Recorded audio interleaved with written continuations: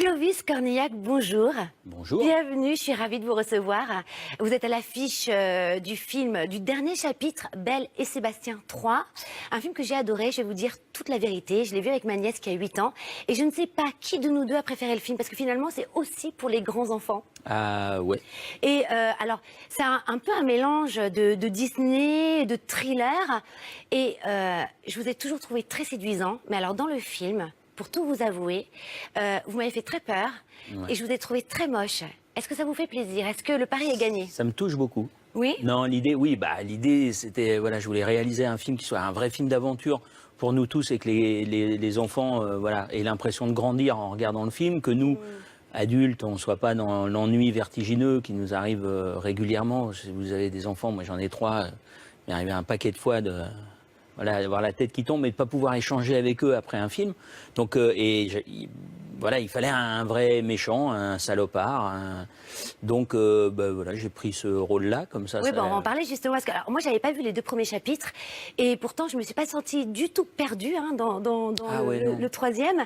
Est-ce que vous pouvez nous faire un petit pitch de Belle et Sébastien? Non, je ferai un mauvais pitch, mais ce que je peux vous dire, c'est qu'effectivement, il y a beaucoup de gens qui n'ont pas vu le 1 et le 2, que j'ai vu dans les salles, parce que pendant un mois, un peu plus d'un mois, j'ai sillonné la France à montrer le film, à rencontrer le public et tout, ce qui était super, parce que ce qui est très agréable, c'est quand tu t'essayes de faire un film pour le grand public et qu'il est là et qu'il se régale. Alors tu fais, oh, ça c'est hyper agréable. Non, on pourrait dire, on commence le film dans une sorte de paradis, petit paradis de montagne, la neige, la chienne, les chiots, tout est joli, César, le rôle de Tchéky Cario, enfin, le mariage. c'est assez idyllique, voilà, tout est un peu idyllique comme ça, puis rapidement, il y a une ordure, le mal incarné qui va venir revendiquer voilà, le Belle et les chiots, et là on se rend compte que ce type-là est très néfaste et voilà, il est assez terrifiant. Donc tous nos héros vont être confrontés à ce personnage-là, il va y avoir de l'aventure, il va y avoir une tempête de neige, On voilà. regarde la bande-annonce? Allez, ouais, c'est ce qu'il y a de mieux. Ah, c'est mieux. Sébastien, on avait dit pas dans la chambre. Hein. Je sais pas du tout comment ils sont arrivés ici. Il est où l'autre? Sébastien, qu'est-ce que tu fais? Tu vas être en retard à l'école. Le chalet de César, tu connais? Je peux vous emmener si vous voulez. Vous avez déjà regardé Joseph dans les yeux? Dans son regard, il n'y a que le vide et la mort. Mais ça fait plus de 4 ans que je la cherche partout, ma chienne. Ah, qu'est-ce qui me prouve qu'elle est à vous? Cette chienne est à moi. Les chiens, ils sont à personne. Ils suivent ceux qu'ils aiment. Faudrait qu'on parle des chiots aussi.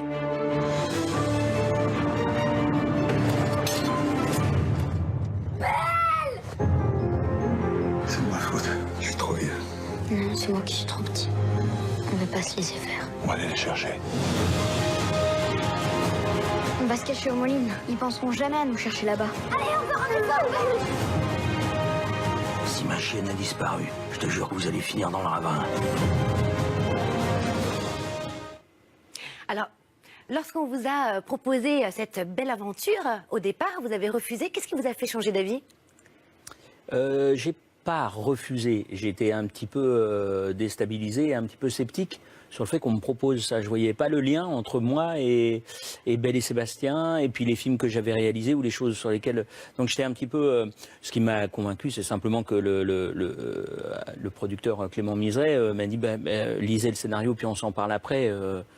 Et puis en lisant, j'ai été inspiré, que j'ai pris conscience de quelque chose qui m'était offert, qui était déjà de faire mon film, c'est-à-dire non pas simplement de s'inscrire dans une idée comme ça théorique de 1, 2, 3 avec des codes à respecter et tout ça, mais au contraire on me disait allez-y, proposez-nous quelque chose sur Belle et Sébastien. Donc c'était un film d'aventure, j'ai vu de l'aventure, j'ai vu presque plutôt très proche d'une littérature nord-américaine comme ça, de Jack London, de Steinbeck, de Conrad, toute cette littérature aventureuse qui mélange la nature. Disney, hein, le chasseur, le dernier, il y avait un Disney aussi qui ressemble un peu à ce genre de film. Mais parce que tout vient voilà, de cette forme de narration initiatique à travers l'aventure qui mélange la nature, les animaux, les humains.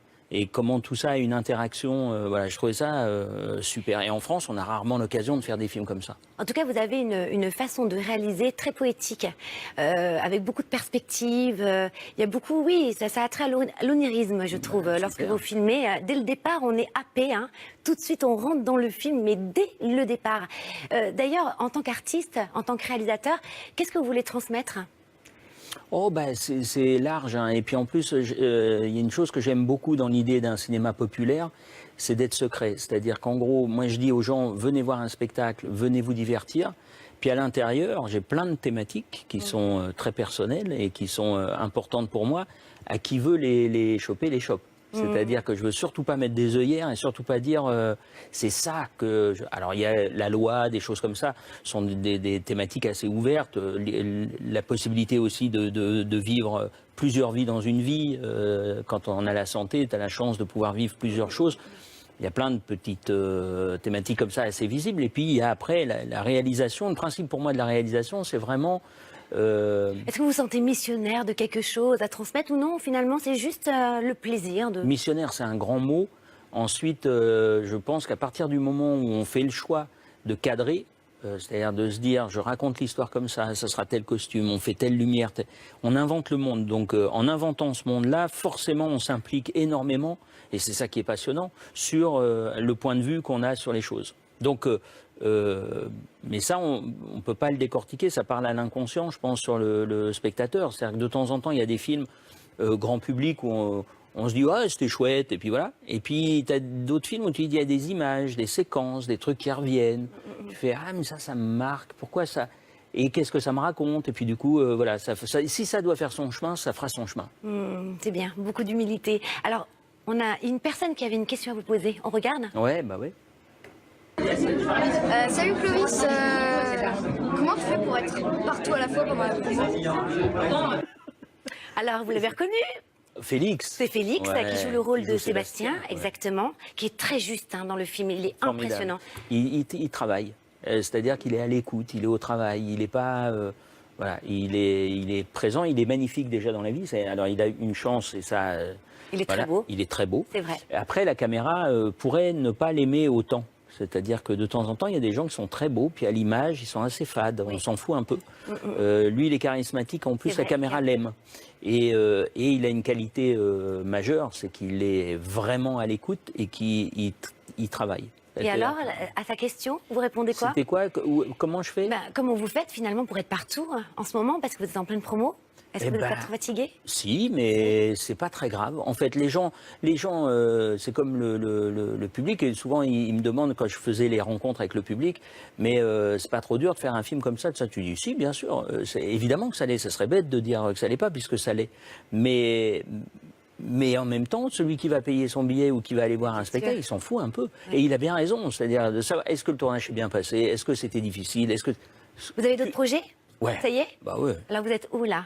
Aux États-Unis bientôt? Non, je peux pas le dire parce que le cinéma, en revanche, est une... Mais je le dirai à personne, hein? Non, bien sûr. Bien sûr, personne ne le saura. N'écoute. non, mais voilà, on peut pas savoir le problème. Si j'avais mon financement, je vous le dirais. Mon financement n'étant pas bouclé, j'aimerais pas qu'on passe pour des charlots tous les deux et qu'on annonce quelque chose qui ne se fait pas. Donc, on peut faire rêver aussi, non? Ben oui, mais enfin... Non, mais vous avez raison. Alors, on va tout de suite retrouver la question de Steph qui fait du bien. Vous connaissez pas? Regardez. Bonjour Clovis.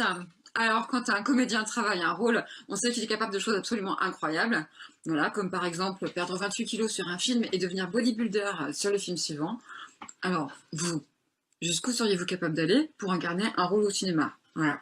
Quant à moi, il me reste encore une petite dizaine de kilos avant d'incarner mon personnage la semaine prochaine. Alors, j'ai pas de temps à perdre.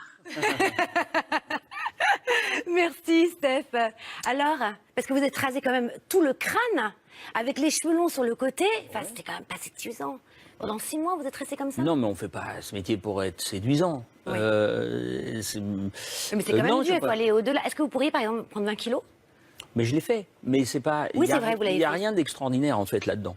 Ce que je pense, c'est que ce qui est important, c'est le résultat. C'est-à-dire, est-ce que le film est bien, est-ce que c'est bien joué, ou est-ce que ça l'est pas.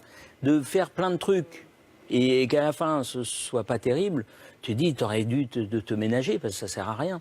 Donc je pense que on fait les choses parce que ça a du sens, pas parce que c'est pas un défi, c'est pas pour paraître, c'est pas très intéressant en fait. Ce qui est chouette, c'est quand tu fais quelque chose, mais tu le fais parce que c'est évident qu'il faut Donc le si c'est faire. évident et si vous trouvez du sens, à ce moment-là, vous êtes prêt à tout.